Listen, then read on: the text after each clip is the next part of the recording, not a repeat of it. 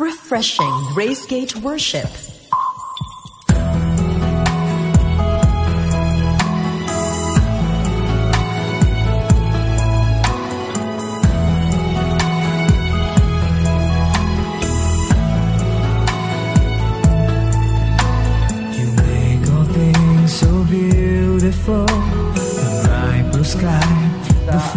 Mga kapatiran, welcome.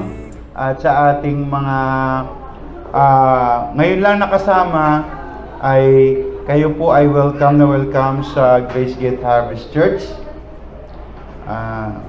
Hindi po namin pag may-ari yung Jollibee, umuupa lang po tayo dito.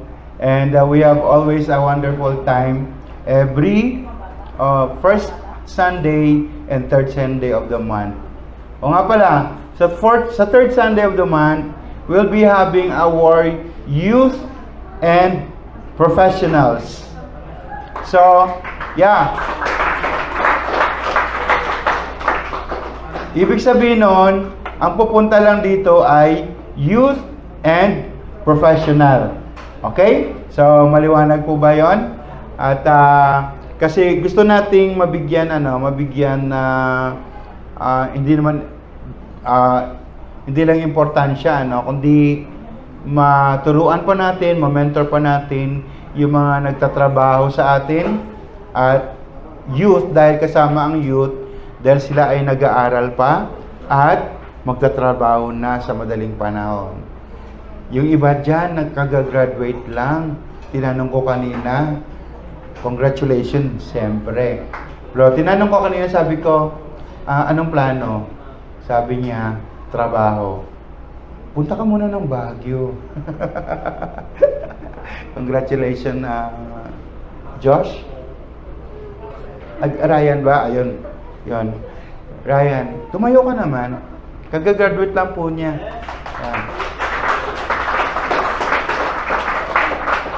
Engineer ba? Ano ka?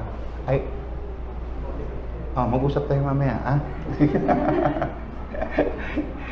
Let's pray for everyone na kayo pag nag-graduate kayo, makakuha ka ng magandang trabaho at kasamahan kayo ng Panginoon. And those who are working, and that the Lord will always give you, the favor that comes from Him, and that you will behave in the workplace. Anyways, bahala na sila, sa departamento ng mga professionals. Ang ating message ngayong araw na ito ay tawagin natin True Christianity. Tama ba? Ayun, True Christianity. And what are the activities and attitudes of an old and new believer in Christ? Ano bang ginagawa ng isang mananampalataya, bago man o luma na sa Panginoon? And while there are still many behaving differently, far from the descriptions of the Word about a true believer, true believers, bakit mayroon pa rin parang hindi lumalago sa kanilang buhay mananampalataya sa Panginoon? Alam niyo mga kapatid, when you find Christ, ay meron po nangyayari na pagbabago sa buhay ng isang tao. So, hindi siya karaniwan na yung para kang pupunta ka lang ng simbahan palagi, pero walang nangyayari sa buhay mo. Ang totoong buhay Kristiyano ay mayroong pagbabago lagi. Lalo na, sabi nga ni Stanley, Reverend Stanley, na kapag, sabi niya, he found out that 80% to 85% of the Christians in the whole world are not reading the Bible. So, hindi magandang pangitain po yan or sitwasyon na makikita natin Kristiyano pero hindi alam ang salita ng ating Panginoon. The reason why many still are not behaving the way it should be. And ano bang ginagawa ng mga tao na nakatanggap sa Panginoon sa kanilang growing Christianity? Sa kanilang pag-grow in the Lord.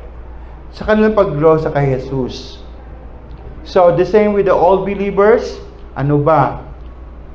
Ang ginagawa para lumago sila sa kanilang pananampalataya. And let's go for the Word of God today. Let's go to Titus chapter 2 verse 11 to 15. Yan po yung pag-aralan natin ngayong hapon na ito. And it says, it's on the board. Nakikita nyo ba? Good. For the grace of God that brings salvation has appeared to all men. It teaches us to say, what? No to ungodliness and worldly passions, to live self-controlled, upright, and godly lives in this present age, while we wait for the blessed hope, the glorious appearing of our great God and Savior, Jesus Christ, who gave himself for us to redeem us from all wickedness and to purify for himself a people that are his own, his very own, eager to do what is good. These then are the things you should teach. Si Paul ay kausap niya dito si Titus. Ang sabi ni Paul sa kanya in verse 15, encourage, teach, encourage, and rebuke with all authority. Do not let anyone despise you. Now, mga kapatid, what is Christianity? Let's consider first the cross of the Lord Jesus Christ. The cross of the Lord Jesus Christ. Anong ibig sabihin ng cross ng Panginoong Jesus? That when He died on the cross, it provides us salvation. There is no other, walang kaligtasan ni numan. Okay? Ang binigay na pangalan from heaven sa lupa ay si Kristo Jesus lamang.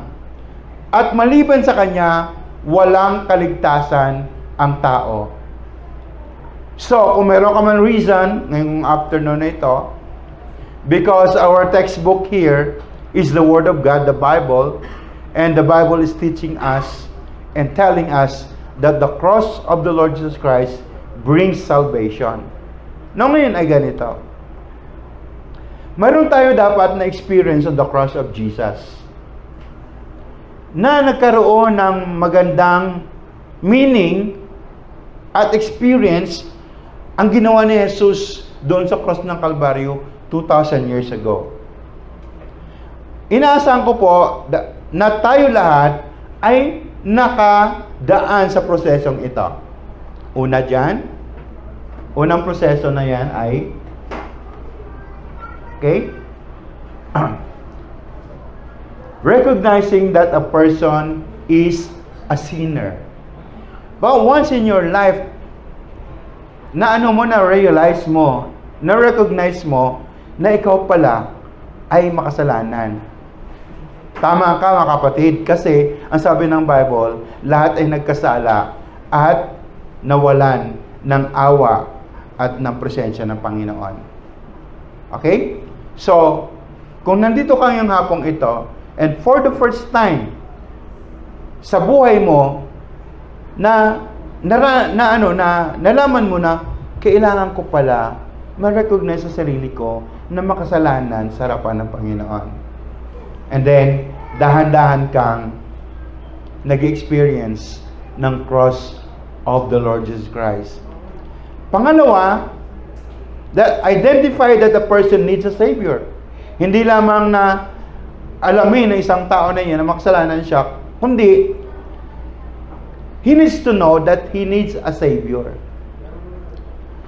Na lahat tayo kailangan natin ng manliligtas. At ang sabi ko nga kanina, si Jesus lang ang manliligtas. Okay? And next to that is repented from all the sins committed. Ngayong hapong ito, habang ako nagsasalita dito, nawa ang Banal na Espiritu mangusap sa inyo na magkakaroon ng proseso na ganito.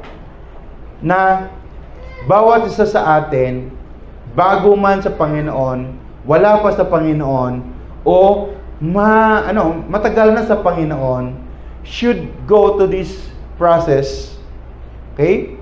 That all of us will repent all of our sins. marami pa tayong ginagawang simulang maliit pa tayo. Para malaman nyo kung gaano kadami ang bilang ng iyong kasalanan. No? Kung ilang taon ka na ngayon, 10 taon ka, 365 days a year, one sin lang every day, bilangin mo kung ilan yon. May calculator ba dyan? Baka mayroong calculator. So, 365 sin times 10. Ganyang karami ang kasalanan mo. Kung 20 years old ka na, di mas doble doon. Kung 30 years old ka na, ay mas triple doon. Ganong karami. That's why we need to repent from all the sins that we have committed against the Lord. Actually, hindi naman tayo conscious na we do sin against God dahil automatic na sa atin na gumawa ng kasalanan. Alright? Sa ibang mga tao, sa ibang mga maldita at mga maldito, ay hindi na pinag-uusapan yung ganyan. Automatic na po yun. Pag pinag-usapan yung kapitbahay, di ba, yung mga marites, di ba? Automatic na yan. Tama, di ba? Di ba? Pag nagkaroon ka ng inggit sa iyong kapwa, ay, mabuti pa siya kumain siya, may kutsara siya. Ba't ako wala? Ayan. Mayroon na yan. Intindihan nyo? Kutsara na lang pag-usapan natin. No? Kaysa maliit na bagay, nagkakamali po tayo. Alright? So, when we say, going to the cross, kasi sabi ng Panginoon dito sa verse 11, for the grace of God that brings salvation has appeared to all men. Sa buong sige, sabi natin, sa buong sanlibutan, marami na nakarinig ng salita ng Panginoon. Pero, kaunti lang ang nag-respond at nagbigay na kanilang buhay sa Kanya. Kunti lang ang nag-recognize na sila ay sinner. Kunti lang ang nag-identify na kailangan nila ng manliligtas. At kaunti lang din ang nag-repent sa kanilang mga kasalanan. Lalo na dito sa D. Had asked forgiveness from God the Father. The moment we recognize that we are a sinner, automatic yon, dapat ang gagawin natin, tayo ay hingi ng kapatawaran sa ating Panginoon. Amen po ba? Amen? Alright. Now, after that, isurrender ang buhay sa ating Panginoon. Lord, I surrender everything sa iyo. Yung buhay ko, yung makasalanan kong buhay, ay sinusurrender ko na sa iyo. And the last, letter F, accept Jesus as Lord, Savior, and Master sa buhay. Amen? Sino ditong willing to grow with the process, with that process?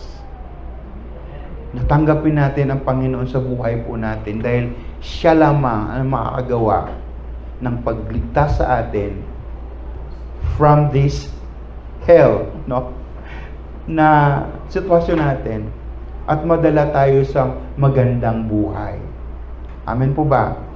So, all of us must experience the cross.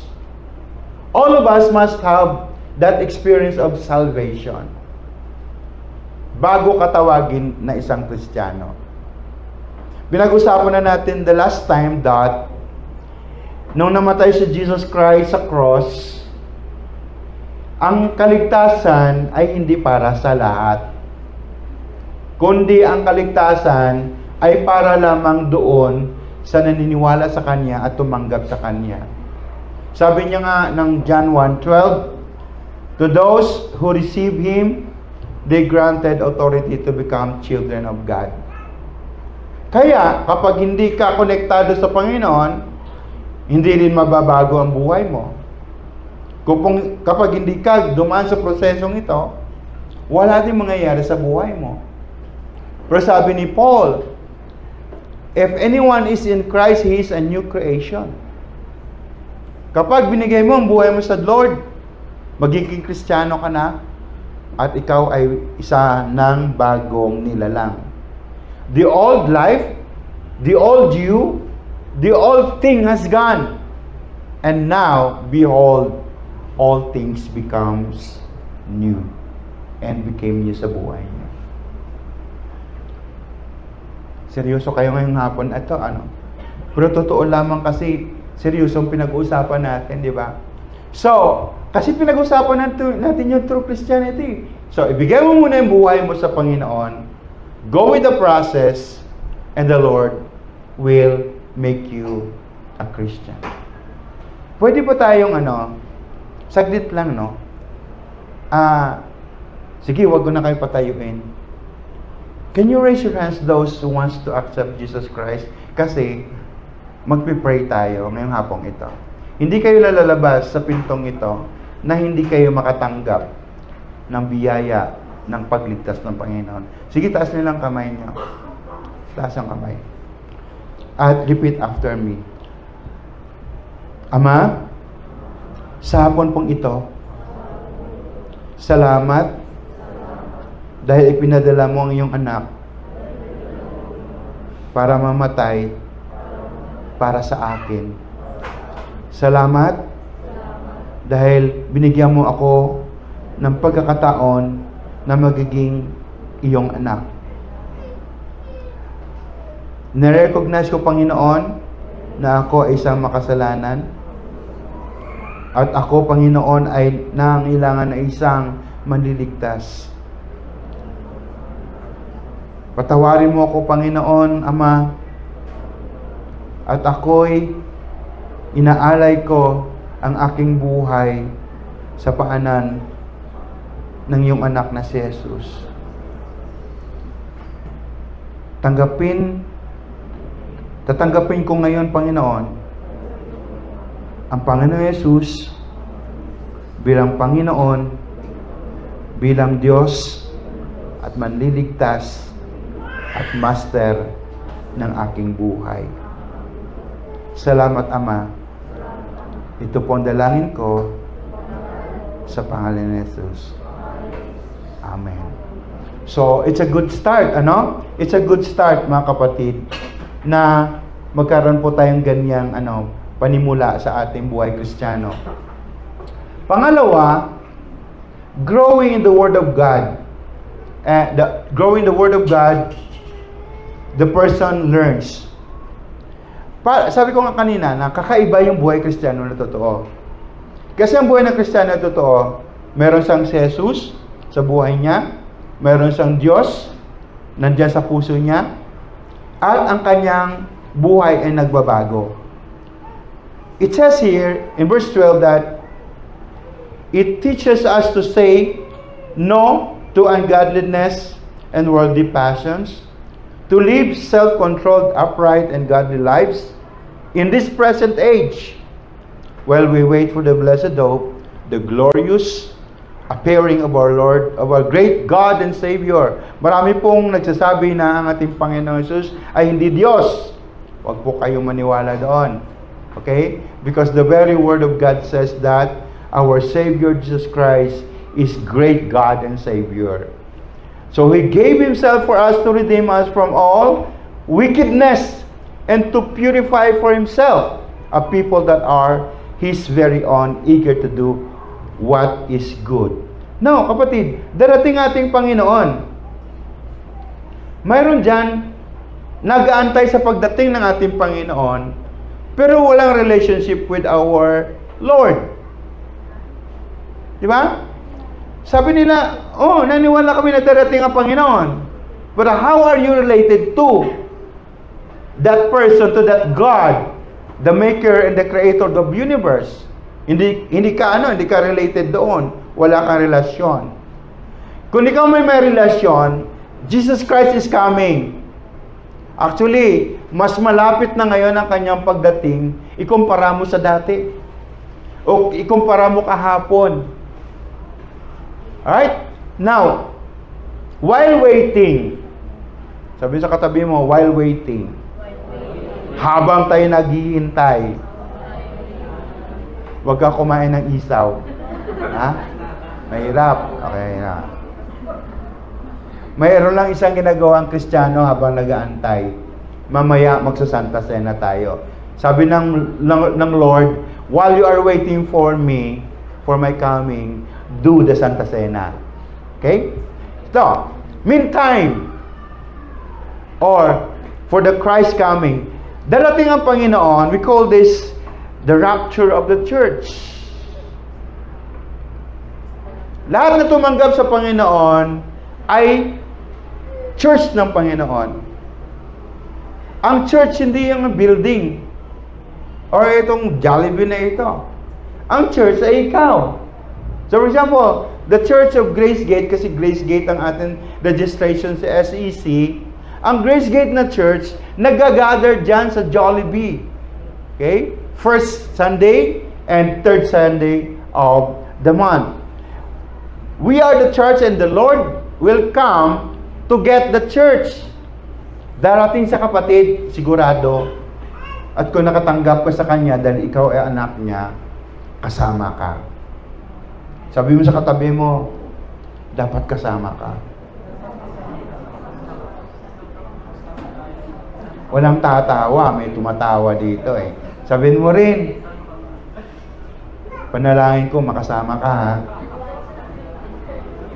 Darating ang ating Panginoon. Say Amen. Amen.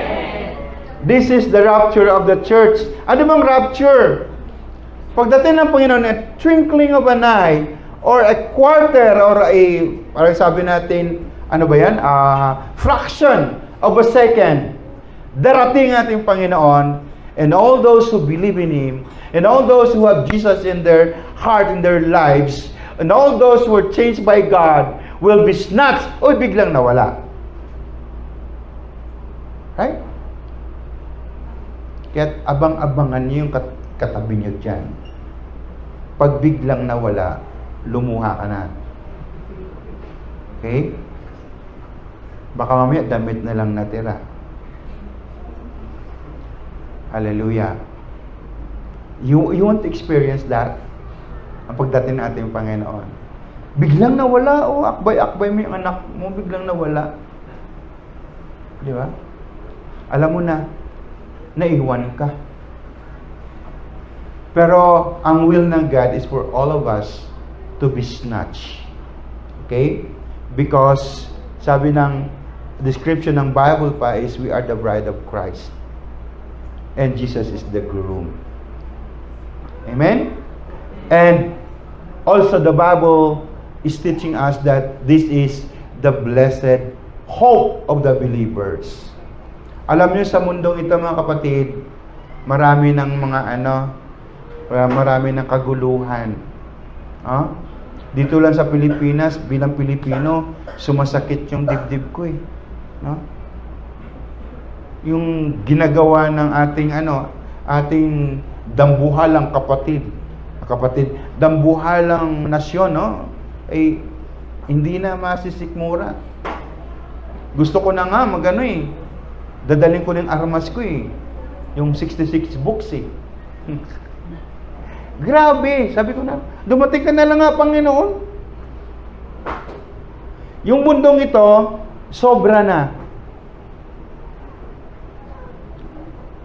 Nasabihin natin, yung buhay sa mundong ito, grabe.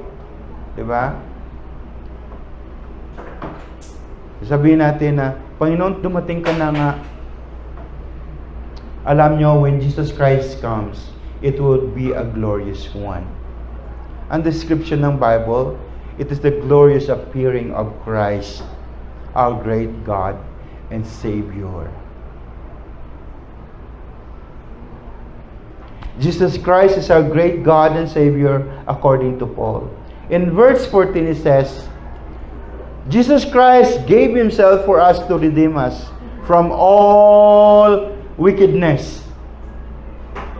Naisip nyo ba ang ating mga ginagawang ano ba tawag dito?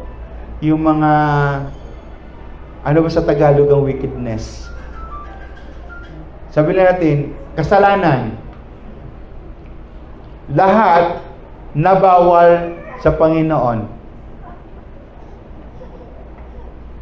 Next time kasi, I will be sharing to you about the list of sins na tawagin natin wickedness. Kung ikaw, meron kang ballpen at lapis, pag uwi mo sa bahay mo, lista mo yung lahat ng mga bagay na hindi kaaya-aya sa harapan ng Panginoon.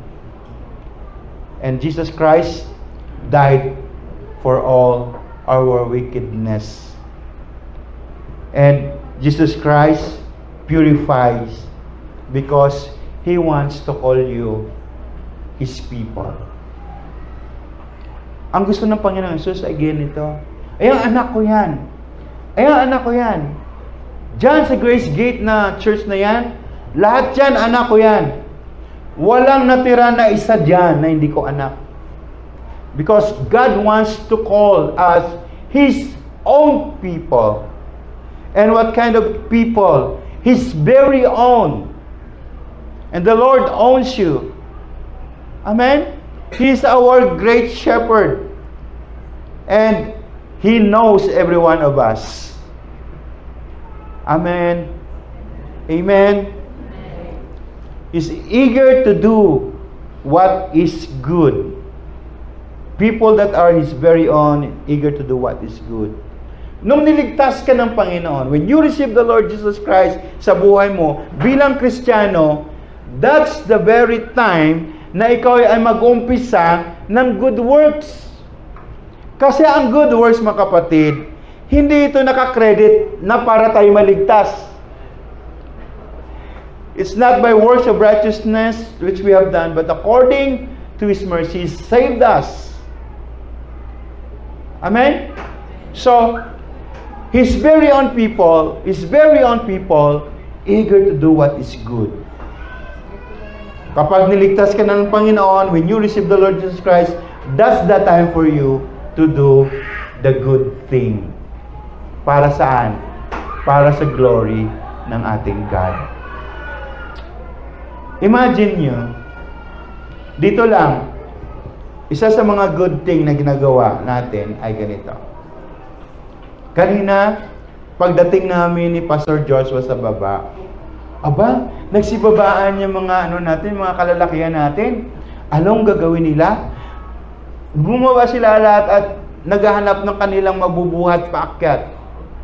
Then, sabi ko, wow, they are starting their own ministry bilang mga Kristiyano.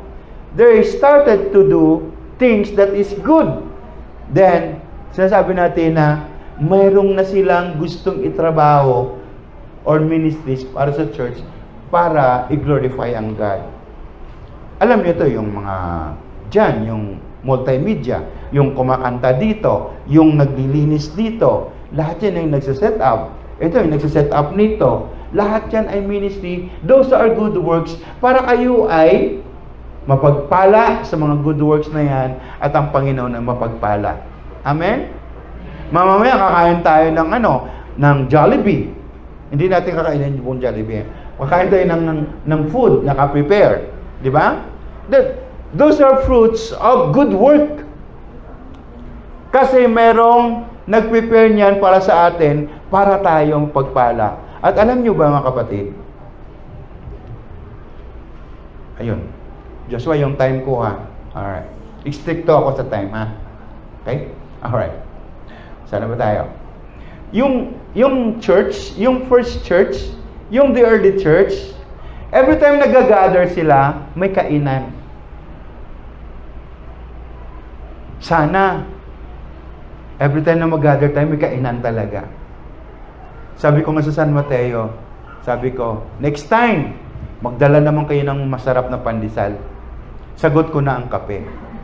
Sagot ko na yung luya. O sagot ko na yung, ano man ang gusto nyong inumin sa bahay, sagot ko na yan, magdala kayo. And then, by next week, gusto nyo mag-join, punta kayo ng San Mateo. No? 10 o'clock ang service namin doon. But before 10 o'clock, pumunta na kayo sa bahay kasi kakain muna kami bago kami magsasamba. Pero mamaya after tayo ng simba, kakain tayo. Amen po ba? Because that's fellowship. Fellowship yan eh. No? Makapag-usap-usap tayo, makapag-fellowship tayo. Sabihin mo, uy, ganda naman kinakain mo. Parang maganda na pili mong manok Yung ganyan. May mga ganyan mga kwento ang ganyan, di ba? Hindi ko nadudugtungan, baka tumagal pa ako, Now, itong maganda dito, ABC, He died to redeem us from all wickedness. Okay? Namatay si Jesus para sa iyong kasalanan. Pero wag ka naman, mag-stop ka naman paggawa ng kasalanan. And He does purify His people, His own people, and the people who are willing to do good works. Kayo ba, willing kayo gumawa ng magagandang bagay para sa ating Panginoon? Are you willing? Alright, so, now, number 3 and the last, this is the Christian journey. The clear Christian journey in this present age. This present age. So, kanina pinag-usapan natin, ano ba yung dapat ng attitude ng Kristiyano? Kanina sabi natin, tanggapin si Jesus. Pangalawa, sabi ng salita ng Panginoon, He is coming. Alam nyo ba, what keeps me humble, or what keeps me right before my God is this. Mayroon po akong takot na pagdating ng Panginoong Jesus, when He raptured the church, hindi ako makasama dahil mayroon akong kagalit, dahil mayroon akong ginawang kasalanan. O diba mga kapatid? Ang motivation natin as we wait upon the coming of our Lord Jesus Christ is for us to live uprightly. No? Dati, ang lakas mo magmura. Diba? Pero, nakita mo, nagkakaroon ng miracle. Nawawala ang pagmumura mo. No? Napalitan ito ng pagmamahal. Diba? Ano gusto mo? Mura? 50% off? Napalitan ito lahat ng pagmamahal, mga kapatid. That's my motivation, and that would be your motivation as you journey in your Christian life in this present age. Now ito, sabi ng salita ng Panginoon, diyan na po yung trangkaso. Pero malayo naman kayo, di ba? Gusto niyo yung anointing?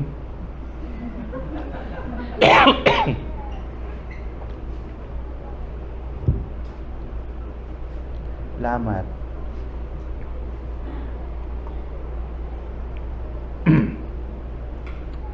The Word of God teaches us to say no to ungodliness.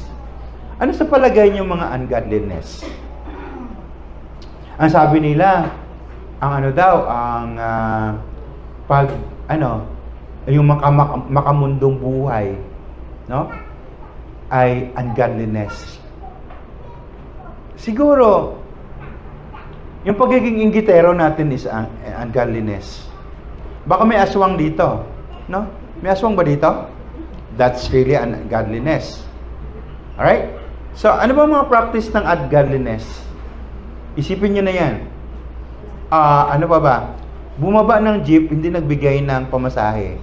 That's ungodliness. Ay, ang daming guilty.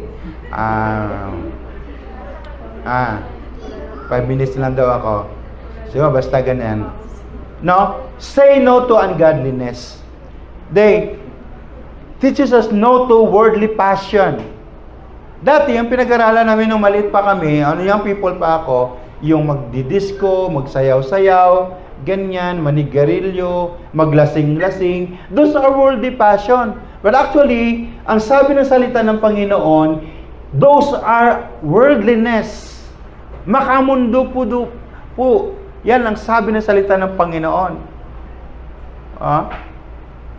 In my time, in 1983, in my college years, pagdating sa gabi, tumutugtog kaya ako sa pinaka-top na pub house in Iloilo City. And, siyempre, kumikita ka, di ba? Sayang naman yung 150 in 1983. And with Nelson del Castillo, I would always go to Nelson. Nelson, okay ka lang? Kasi ako nagigilty na ako dahil nandito ako, tumutugtog ako eh.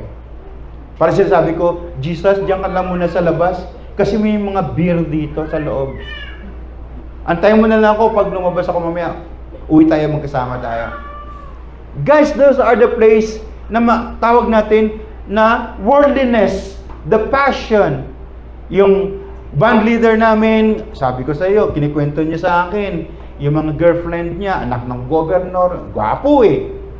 Nakikita ko pag minsan, muntik na sa masaksak dun sa CR kasi yung asawa niya nandoon. That's worldliness. Pambababae, panlalalaki. Yung babae ngayon, di na nanlalalaki. Ang nanlalaki ngayon, lalaki na rin. Hindi naintindihan nyo ba? So, noon, isa lang yung address, but now, well, anyways, the Bible, alam ng Bible yan, sinusulat ng Bible yan, and all the tendencies and the attitudes. So, kapag Kristiyano ka, dapat hindi ka involved doon. Amen po ba? Hindi ka scammer. No? Hindi ka nanluloko, nagbebenta ka ng bahay at lupa na hindi sa'yo. Hallelujah. Minsan mo lang binenta, hindi. No, naka 100 times ka na niloko ng mga tao, yaman mo naman. So, that's all for that, no? Marami pa. Pag-usapan natin mamaya, kung gusto nyo. Self-control. Alam mo naman na nandiyan ka na sa bingit na dapat, di ba, na umalis ka na diyan para hindi ka di ba? Ang Kristiyano na journey ay lumalabas ka agad. Iniiba ka agad ang kanyang atmosphere. Amen? At yung pinakahuli, sabi nito ng Panginoon, the Word of God tells us to live godly life with uprightness and righteousness. In the time of Job, yung si Job, hindi yung may-ari ng iPhone na. Si Job, si Prophet Job, ang lahat na ari-arian niya, nawala ang lahat ng kanyang anak, tinakwil siya ng asawa niya, ang lahat ng mga friends niya, tinakwil siya. At lahat nawala sa kanya. But he never gave up. Ang tawag sa kanya ng Bible is an upright man. Why upright? Because binigyan niya ng bigat ang kanyang dedication at pagkakilala sa ating Panginoon. Guys, ganito. Kung gawa natin ng bigat ng ating pagkakilala sa Panginoon, walang pwedeng mag-sway sa atin. Kasi mas mabigat ang iyong relationship with your Lord rather than your friends na kung saan kayo niyayaya, lalo na kay mga mga young people. So, ang Christian life is while Jesus Christ, as we wait upon the coming of the Lord Jesus Christ, meantime na nandito tayo, let's enjoy together. Hey, Pastor, let's talk. Hey, hallelujah. Kapatid, kain tayo. Hey, let's share together about the Lord. Hey, let's hear the Word of God from the Bible as the Word is being preached. No? Yung mga pastors and leaders sa church, while nandito tayo, nag-aantay tayo sa pagdating ng ating Panginoon, ito ang gagawin natin, no? Ayusin natin ang ating buhay Kristiyano. Amen? And then, sabi mo sa katabi mo, at last, matatapos na rin. Ang sabi ni Paul doon kay Titus, you should teach, encourage. Yung pinag-usapan natin kanina, kailangan ituro din natin sa iba ito. Sa sister mo, sa brother-in-law mo, sa nanay mo, sa biyenan mo. Ituro mo. Encourage mo sila na sila din makatanggap sa ating Panginoon and they will start their Christian journey. At ang pangatlo, rebuke. I-rebuke. Ibig sabihin nun, mga kapatid, hindi sa lahat na pagkakataon, mag-usap tayo ng matiwasay dito. Sa sunod na mga araw o mga linggo, Okay, magpipreach si pastor na masasaktan ka at lalabas ka dyan, kahit nabusog ka dito, dugo-dugo ka. Kasi sabi mo, tinamaan ka. Dahil ang salita ng Panginoon, nagre-rebuke sa atin sa mali nating mga ugali. Willing ba kayo? Because the Word of God has the authority. Titus has given the authority. Wala ako dito without that authority, mga kapatid. Right? So, ngayong hapong ito, bless the Lord with all your heart, with all your soul, and with all your strength. Okay, glorify God in your life. Amen? Inaasahan ko ng bawat isa sa inyo ay mag-umpisa na mamuhay na binago ng ating Panginoon para makapagbigay ng luwalhati sa Kanya. Shall we all stand up? And can we have that Santa Cena ngayong hapong ito? Refreshing Gracegate Worship.